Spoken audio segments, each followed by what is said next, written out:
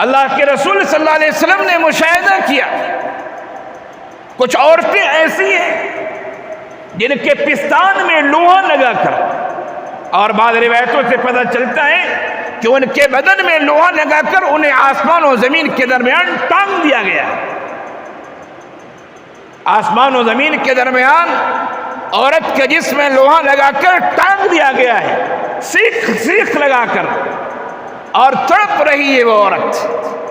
اللہ کے رسول صلی اللہ علیہ وسلم نے پوچھا، جبرائیل یہ کون لوگ ہیں؟ فرمائے یہ وہ عورتیں ہیں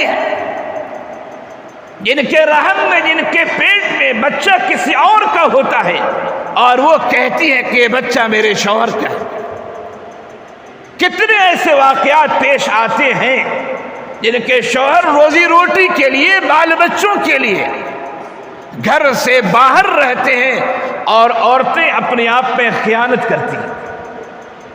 شوہر تڑپ رہا ہے، دن کو دن، رات کو رات نہیں سمجھ رہا ہے کیوں کما رہا ہے، وہ اپنے بیوی اور بال بچوں کے لیے کما رہا ہے، اور وہ بیوی اس کی امانت میں خیانت کر رہی ہے، کسی اور سے تعلق قائم کر کے وہ کہتے کہ یہ بچہ میرے شوہر کا ہے۔ اللہ کے رسول نے فرمایا کہ ایسی عورتوں کو میں نے آسمان و زمین کے درمیان سیخ میں لٹکا ہوا دیکھا ہے، عورتیں تڑپ رہی ہیں۔ اللہ اکبر۔